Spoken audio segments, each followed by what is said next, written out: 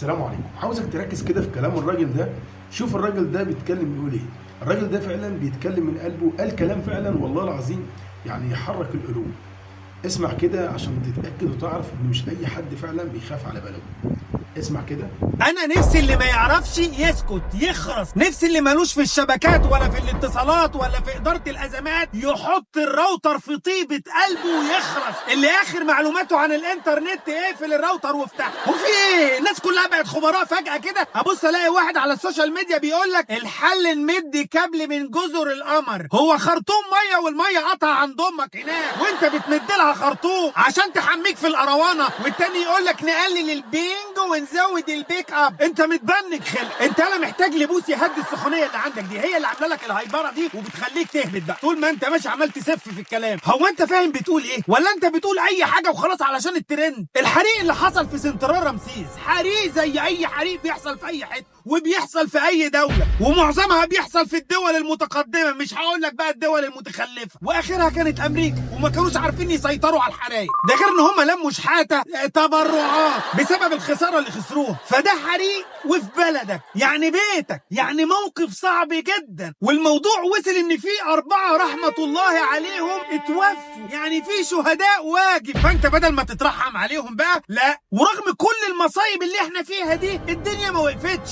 والنت ما قطعش، بدليل ان انت قاعد تتفرج عليا اهو. ومصر ما عزلتش نفسها عن العالم، اللي حصل ان في تأثير جزئي طبيعي وفي مناطق معينة، مش معناه بقى ان البلد كلها وقعت وزيطة وهات امك وخالتك وعمامك ويلا عشان رايحين الخرابة، ومش معناه برضو ان مصر كلها شغالة بفيشة واحدة يا عم الظريف يا عم اللطيف يا ابو دمي خفيف. وبعدين انت بتشتكي النت قطع وانت كاتب الجملة دي على الفيس ليه؟ هو الفيسبوك بتاعك ده متوصل بايه؟ ولا الفيس عندك متوصل توصيلة صرف صحي؟ ما هو اكيد الخرا اللي بيطلع ده توصيلة صرف صحي، ده مش توصيلة انترنت. قال يا جماعة النت اتقطع ومحدش هيعرف يكلم حد امال انت كاتب ازاي على الفيس؟ كاتب بقلم رصاص؟ ما هو الكارثة الحقيقية مش في الحريق، الكارثة الحقيقية في الحرقان، في الشماتة يا ولاد الوزة، الشماتة اللي طفحت على الوشوش وبانت يا ولاد الوزة، الخرفان اللي عاملين حفلة على الخراب، حفلة على ناس متوفية، ده فرحانين اكتر من الام اللي بتفرح لبنتها في ليلة زفافها. تخيل انت كده بني ادم مستني مصيبة تحصل عشان يشمت. ادي بوست اهو من قناة الحظيرة اللي ما بتجمعش غير الخرفان، بتزيد باي معلومة تجيلها من اي خروف، ويدخل واحد خروف بليا نحاس يشمت ويقول لك الله اكبر الله اكبر. اهو واحد زي ده اقسم بالله لو كان عايش من ايام 73 كان وطى على ايدين جولد مائير وباس ايديها وكان قال لك يا جماعة حرام عليكم دي ست كبيرة، انتوا ملة ابوكوا ايه؟ هو في درجة احقر من كده؟ والفيسبوك اول ما حاجة تحصل فيه تلاقي اول 2 يتكلموا وراهم قطيع 10 بيهبدوا، الترند يوسع، السكريبتات تتوزع، وتبدأ نغمة الحرمان بقى، ده انهيار، فشل، البلد ضاعت، وكل ده على اساس ان هم فاهمين. هم اخرهم شافوا البوست بس والسكريبتات اتوزعت وبدأ بقى يهري ويهبد، فكله جود اكتر، ترند اكبر، تكسب اكتر. انا مش ضد اي حد يتكلم، بس لما يكون عندك معلومة فاهم يعني ايه معلومة، مش واخد لي كوبي بيست من بوست في جروب الماميز. فما تقعدش تألف وحياة امك يا شيخ وتقعد تقول لك بقى الحل ان احنا نجيب راوتر من بره. هو طهور خالك ومحتاسين تقطعوا له منين؟ واللي يقول لك لازم نغير السيستم كله. اما تغير الدوله نشيلها كده ونجيب اي دوله ثانيه نحطها مكانها واقعد فيها. هجيب لك سوريا بتموتوا انتوا في جهاد النكاح، فما تهبطش بقى وحياة امك عشان انت بتتكلم عن شبكه وطنيه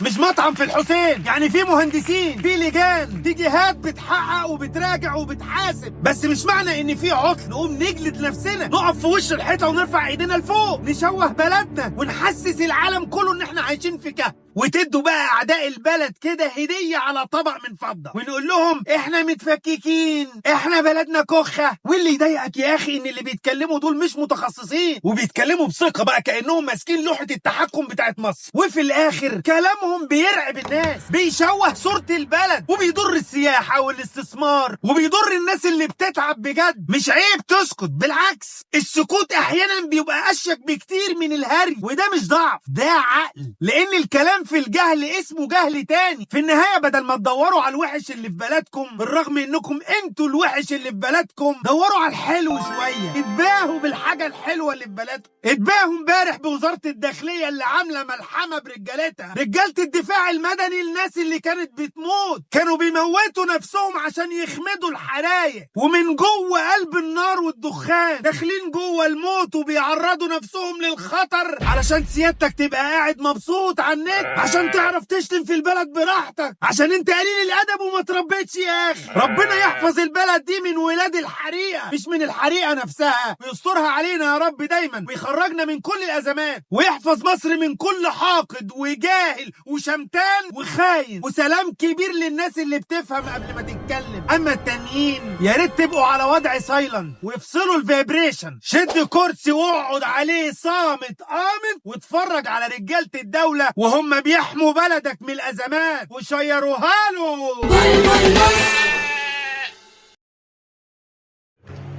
بجد يعني، جزاه الله كل خير. السلام عليكم.